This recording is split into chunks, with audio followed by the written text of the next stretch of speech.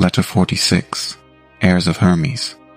There is much sound sense and not a little nonsense talked about adepts and masters who live and work on the astral plane.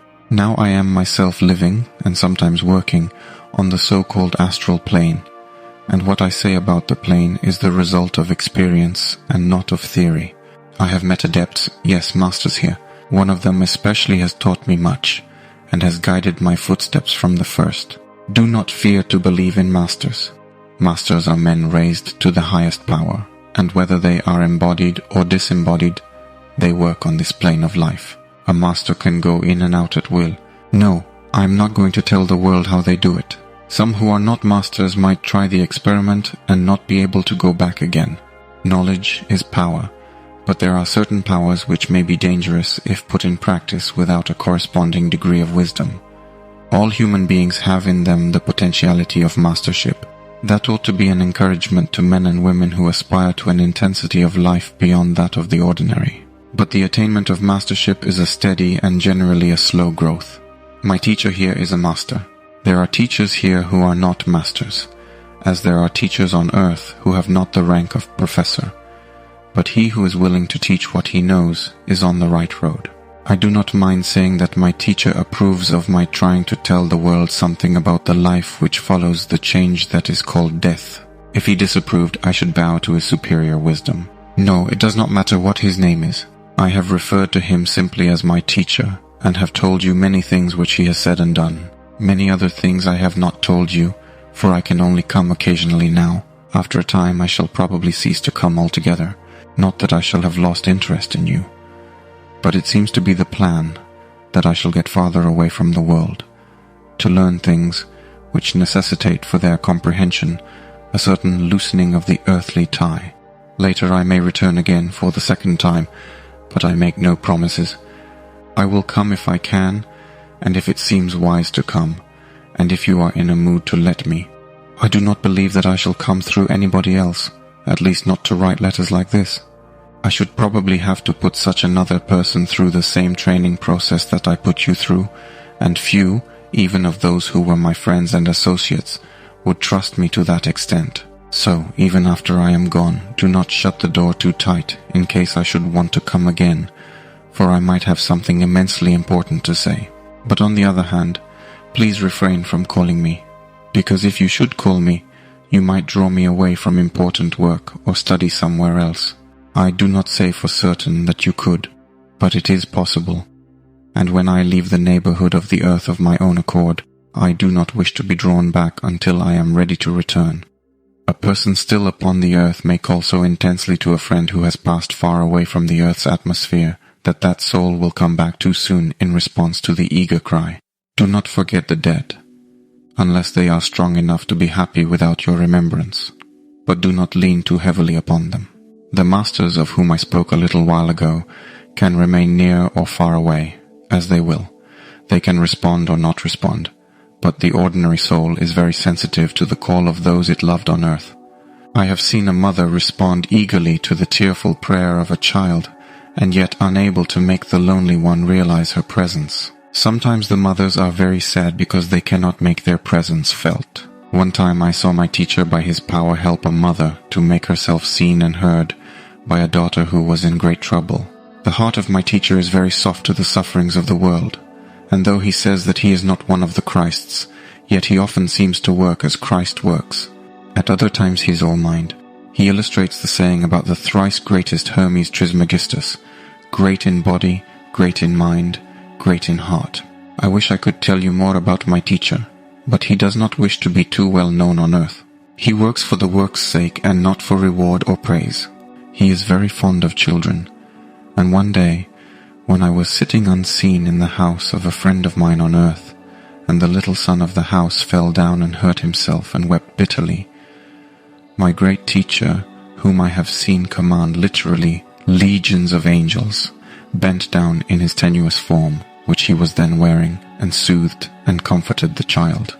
When I asked him about it afterwards, he said that he remembered many childhoods of his own in other lands, and that he could still feel in memory the sting of physical pain and the shock of a physical fall. He told me that children suffer more than their elders realize, that the bewilderment felt in gradually adjusting to a new and frail and growing body is often the cause of intense suffering. He said that the constant crying of some small babies is caused by their half-discouragement at the Herculean task before them, the task of molding a body through which their spirit can work.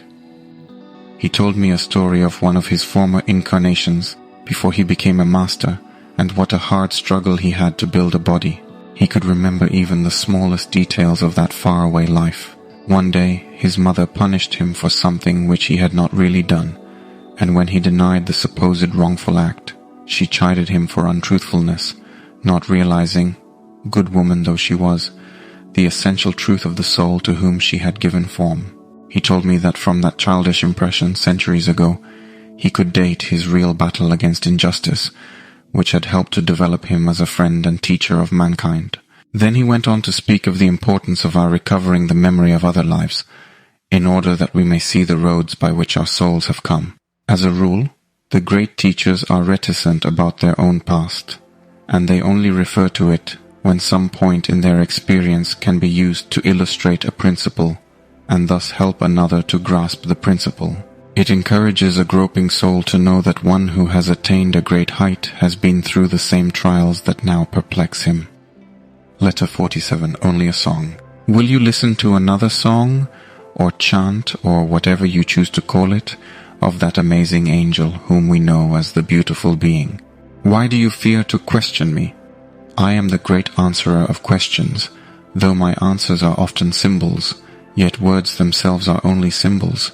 I have not visited you for a season, for when I am around, you can think of nothing else, and it is well that you should think of those who have trodden the path you are treading. You can pattern your ways on those of others, you can hardly pattern your ways on mine. I am a light in the darkness. My name you do not need to know. A name is a limitation, and I refuse to be limited. In the ancient days of the angels, I refused to enter the forms of my own creation, except to play with them. There is a hint for you, if you like hints. He who is held by his own creations becomes a slave. That is one of the differences between me and men. What earthly father can escape his children? What earthly mother wishes to? But I can make a rose to bloom, then leave it for another to enjoy. My joy was in the making. It would be dull for me to stay with a rose until its petals fell. The artist who can forget his past creations may create greater and greater things. The joy is in the doing, not in the holding fast to that which is done. Oh, the magic of letting go. It is the magic of the gods. There are races of men to whom I have revealed myself. They worship me. You need not worship me, for I do not require worship. That would be to limit myself to my own creations, if I needed anything from the souls I have touched with my beauty. Oh, the magic of letting go. The magic of holding on. Yes, there is a magic in holding on to a thing until it is finished and perfect. But when a thing is finished, whether it be a poem, a love, or a child, let it go. In that way you are free again and may begin another. It is the secret of eternal youth. Never look back with regret. Look back only to learn what is behind you. Look forward always. It is only when a man ceases to look forward to things that he begins to grow old. He settles down. I have said to live in the moment. That is the same thing seen from another side. The present and the future are playfellows. We do not play when we study the past. I am the great playfellow of men. Letter 48. Invisible Gifts at Yuletide. It is not yet too late to wish you a Merry Christmas. How do I know that it is Christmas Day? Because I have been looking in at houses which I used to frequent, and have seen trees laden with tinsel and gifts. Do you wonder that I could see them? If so, you forget that we light our own place. When we know how to look, we can see behind the veil. This is my first Christmas Day on this side. I cannot send you a material gift which you could wear or hang up in your room, but I can send you the good wishes of the season. The mothers who have left young children behind them in the world know well when Christmas is approaching. Sometimes they bring invisible gifts which they have fashioned by their power of imagination and love out of the tenuous matter of this world. A certain grandmother all last evening, Christmas Eve, was scattering flowers around her dear ones. Their fragrance must have penetrated the atmosphere of the earth. Did you ever smell suddenly a sweet perfume which you could not account for? If so, perhaps someone who loved you was scattering invisible flowers. Love is stronger than death. Another whom you know will go out before long. Strengthen her with your faith. The practice of keeping Christmas is a good one, if you do not forget the real meaning of the day. To some it means the birth into the world of the spirit of humility and love. But while love and humility had visited the world before the appearance of Jesus of Nazareth, yet never before nor since have they come with greater power than they came to Judea. Whether the stable in Bethlehem was a physical reality or a symbol makes no difference. I have been to the heavens of Christ and know their beauty. In my Father's house are many mansions. A traveler like me who wishes to go to some particular heaven must first feel in himself what those souls feel who enjoy that heaven. Then he can enter and commune with them. He could never go as a mere sightseer. That is why, as a rule, I have avoided the hells, but the heavens I often visit. And I have been in purgatory, the purgatory of the Roman Catholics. Do not scoff at those who have masses said for the repose of the souls of the departed. The souls are often conscious of such thoughtfulness. They hear the music, and they may smell the incense. Most of all, they feel the power of the thought directed to them.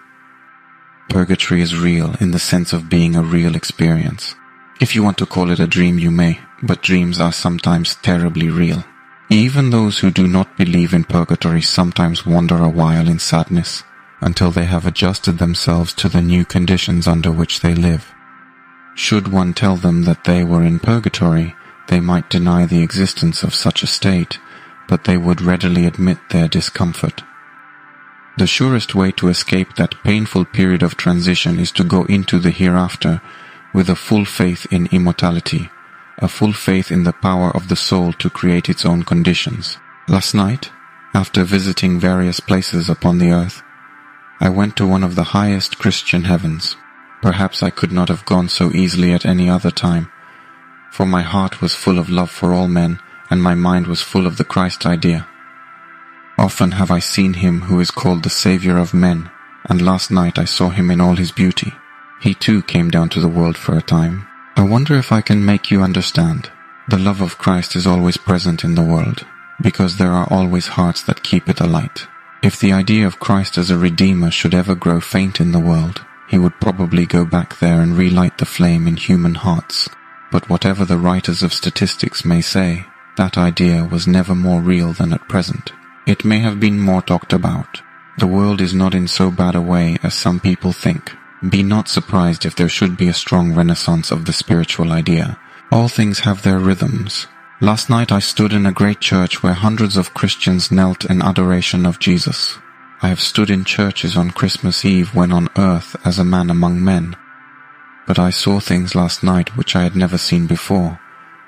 Surely, where 2 or 3 are gathered together in the name of any prophet, there he is in the midst of them, if not always in his spiritual body, at least in the fragrance of his sympathy.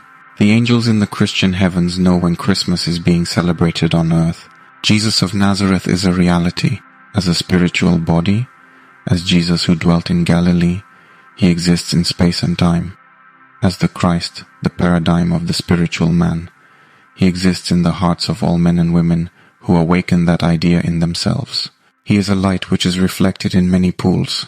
I wrote the other day about adepts and masters. Jesus is a type of the greatest master. He is revered in all the heavens. He grasped the law and dared to live it, to exemplify it. And when he said, "The Father and I are one," he pointed the way by which other men may realize mastership in themselves. Humanity on its long road has evolved many masters.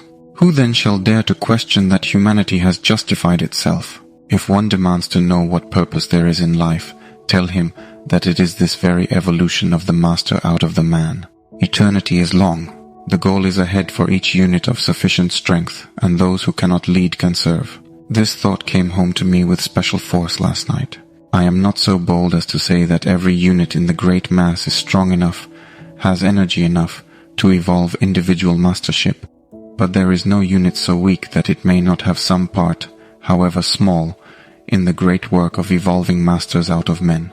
It is sweet to serve. They too have their reward. The great mistake made by most minds in wrestling with the problem of evolution is in not grasping the fact that eternity is eternity, that to be immortal is to have no beginning or end, There is time enough in which to develop, if not in this life cycle, then in another which will follow, for rhythm is sure. If I could only make you grasp the idea of immortality as I see it. I did not fully understand it until I came out here and began to pick up the threads of my own past. My reason told me that I was immortal, but I did not know what immortality meant. I wonder if you do. I know an angel who has done more, perhaps, than many prophets have done to keep that idea alight in the world. Until I met the one whom we know as the beautiful being, I had not reveled in the triumph of immortality. There is one who plays with immortality as a child plays with marbles. When the beautiful being says, I am, you know that you are too. When the beautiful being says, I pluck the centuries as a child pulls the petals of a daisy, and I throw away the seed-bearing heart to grow more century-bearing daisies, you feel. But words are weak to express what the beautiful being's joy in endless life can make one feel. You forget the thing of flesh and bones which you used to call yourself when this sliver of conscious immortality exults in its own existence. When the beautiful being takes you for a walk in what it calls the clover meadows of the sky, you are quite sure that you are one of the co-heirs of the whole eternal estate. The beautiful being knows well the Christ of the Christians. I think the beautiful being knows all the great masters, embodied or disembodied. They all taught immortality in some form or other, if only in essence. The beautiful being went with me last night to the highest heaven of the Christians. Should I tell you all that I saw, you might be in too great a hurry to go out there and view it for yourself. And you must not leave the earth for a long time yet. You must realize immortality while still in the flesh, and make others realize it. I have told you about the minor heavens, where merely good people go. But the passionately devout lovers of God reach heights of contemplation and ecstasy which the words of the world's languages were not designed to describe. With a beautiful being at my side, I felt those ecstasies last night, while you were locked in sleep. Where shall I be next Christmas Eve? I shall be somewhere in the universe. For we could not get out of the universe if we should try. The universe could not get on without us. It would be incomplete. Take that thought with you into the Happy New Year. Letter 49, The Greater Dreamland. I have not been to see you for some time, for I have been trying an experiment. Since coming to this country, I have so often seen men and women lying in a state of subjective enjoyment, of dream, if I may use the word, that I have long wanted to spend a few days alone with my interior self in that same state. My reason for hesitating was that I feared to dream too long and thus to lose valuable time, both yours and mine. But when I expressed to the teacher one day my desire to visit the greater dreamland lying within my own brain, also my fear that I might be slow in waking, he promised that he would come and wake me in exactly 7 days of earthly time if I had not already aroused myself. For, he said, you can set an alarm clock in your own brain, which can always be relied upon. This I knew from old experience, but I had feared that the psychic sleep might be deeper than the ordinary earthly sleep, and that the alarm clock might not go off at the appointed time. I have heard much comment, so doubtless have you, on the fact that spirits, when they return to communicate with their friends, say, as a rule, so little about their celestial life. The reason is, I fancy, that they despair of making themselves understood should they attempt to describe their existence, which is so different from that of earth. Now, most souls, when they have been out some time, fall into that state of reverie, or dream, which I had so long desired to experience for myself. Some souls awake at intervals and show an occasional interest in the things and people of the earth, but if the sleep is deep, and if the soul is willing or desirous to leave the things of the earth behind, the subconscious state may last uninterruptedly for years or even centuries. But a soul that could stay asleep for centuries would probably be one that was living according to long rhythm, the normal rhythm of humanity. So, when I went into the deep sleep, I went into it with a spell upon myself not to remain too long. Oh, it was wonderful, that dream country in my own self. The Theosophists would perhaps say that I had taken a rest in the bliss of Devachan. no matter what one calls it. It was an experience worth remembering. I closed my eyes and went in deeper than thought, where the restless waves of life are still, and the soul is face to face with itself and with all the wonders of its own past. There is nothing but loveliness in that sleep. If one can bring back the dreams, as I did, the sojourn there is an adventure beyond comparison. I went in to enjoy, and I enjoyed. I found there the simulacrum of everyone whom I had ever loved. They smiled at me, and I understood the mystery of them, and why we had been drawn together. I refound, too, my old dreams of ambition, and enjoyed the fruit of all my labor on earth. It is a rosy world, that inner world of the soul, and the heart's desire is always found there. No wonder that the strenuous life of earth is oftener than not a pain and a travail, for the dream life which follows is so beautiful that the balance must be preserved. Rest. On earth you know not the meaning of the word. I rested only 7 days, but so refreshed was I that, had I not other worlds to conquer, I should almost have had the courage to return to earth. Do not neglect rest, you who still live the toilsome life in the sunshine. For every added hour of true rest, your working capacity is increased. Have no fear, you are not wasting time when you lie down and dream. As I have said before, eternity is long. There is room for rest in the wayside inns which dot the path which the cycles tread. If you want to take a long and devachanic rest, why, take it. Take it even on earth, if it seems desirable. Do not be always grubbing, even at literature. Go out and play with the squirrels, or lie by the fire and dream with the household cat. The cat that enjoys the drowsy fireside also enjoys catching mice when the mood is on her.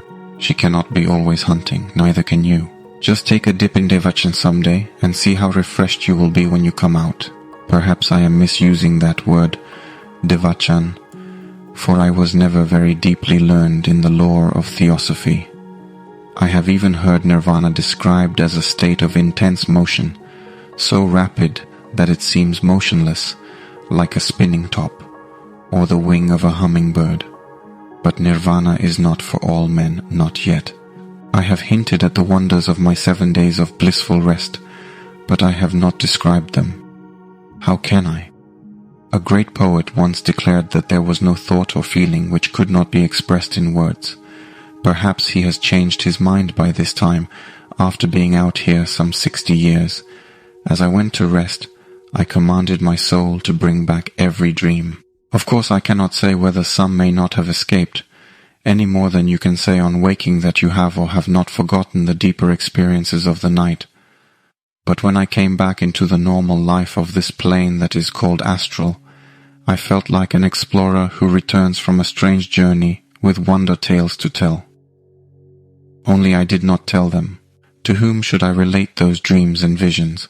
I would not be a bore, even to disembodied associates. Had Lionel been here, I might have entertained him many an hour with my stories, but he is lost to me for the present. And by the way, he seems to have taken little or no devachanic rest. Is that because he was so young on coming out that he had not exhausted the normal rhythm? Probably. Had he remained out here and grown up, perhaps he also would have sought the deeper interior world. But I will not speculate, for this is a record of experiences, not of speculations. You can speculate as well as I if you think it worthwhile. I found in my own dreamland a fair face. No, I am not going to tell you about that. It is my little secret. Of course I found many faces, but one was lovelier than all the others, and it was not the face of the beautiful being either. The beautiful being I meet when I am wide awake. I did not encounter her as an actual presence in sleep, only the simulacrum of her. In the deeper dreamland we see only what is in our brains. Things do not exist there, only the memories of things and the imagination of them. Imagination creates in this world, as in yours. It actually molds the tenuous substance. But in the greater dreamland, I do not think that we mold in substance. It is a world of light and shadow pictures, too subtle to be described. Even before this experience I had gone into the memories of my own past. But I had not reveled in them, had not indulged myself to the extent of conjuring with light and shade. But, what's the use? There are no words to describe it. Can you describe the perfume of a rose as you once said yourself? Can you tell how a kiss feels? Could you even describe the emotion of fear so that one who had not felt it by former experience in this life or some other would know what you meant? No more can I describe the process of spiritual dreaming. Revel to your heart's content in fancy, in memory, while you are still in the body. And yet I think that you will have only the shadow of what I experienced in those 7 days, the reflection of a reflection of the real dream, the reflection of a reflection. I like that phrase. It suggests a clear picture, though not a direct impression. Try dreaming then, even on earth, and maybe you will get a reflection of the pictured joys of the spiritual dreamland. Letter 50. A Sermon and a Promise. As I have been coming to you every few days for several months, and have told stories for your amusement, may I come now and preach a sermon. I promise it shall not be long. You live in a land where church spires pierce the blue of heaven, looking from the viewpoint of the clouds like the uplifted spears of an invading army, which in intent they are. So surely you have the habit of listening to sermons. The average sermon is made up mostly of advice, and mine will not differ from others in that particular. I wish to advise you, and as many other persons as you can, make listen to my advice. You will grant that, for one who offers counsel, I have had unusual opportunities for fitting myself to give it. In order to help you to live, I would show you the point of view of a serious and thoughtful, however imperfect observer of the after effects of causes set in motion by dwellers upon the earth. It has been said that cause and effect are opposite and equal. Very good. Now I want to draw your attention to certain illustrations of that axiom which have come to my mind during the last few months. If I repeat one or two things which I have already said, that is no serious matter. You may have forgotten them or missed their application to the business of preparing for the future life on this side of the gulf of death. That is a moss-grown figure of speech, the gulf of death. But I am writing a sermon, not a poem, and well-worn tropes are expected from the pulpit. The preachers remind you every few Sundays that you have got to die someday. Do you realize it? Does your consciousness take in the fact that at any moment, tomorrow or 50 years hence, you may suddenly find yourself outside that body whose cohesive force you have become accustomed to? That you may find yourself, either alone or accompanied, in a very tenuous and light and at first not easily manageable body, with no certain power of communicating with those friends and relations whom you may see in the very room with you? You have not realized it? Then get it through your consciousness. Grasp it with both hemispheres of your brain. Clutch it with the talons of your mind. You are going to die. Oh, do not be alarmed. I do not mean you personally, nor that you or any particular person will die tomorrow or next year. But die you must someday. And if you remind yourself of it occasionally, it will lessen the shock of the actual happening when it comes. Do not brood over the thought of death. God forbid that you should read such a morbid meaning into my blunt words, but be prepared. You insure your life for so much money that your family may be provided for, but you do nothing to ensure your own future peace of mind regarding your own self. Remember this always. However minute are the instructions you leave for the management of your affairs after death, should you be able to look back to the earth, you will find that someone has mismanaged them. So expect just that, take it as a matter of course, and learn to say, what difference does it make? Learn to feel that the past is past, that the future alone has possibilities for you, and that the sooner you leave other persons to manage your discarded earthly affairs, the better it will be for your own tranquility. Be prepared to let go. That is the first point I wish to make.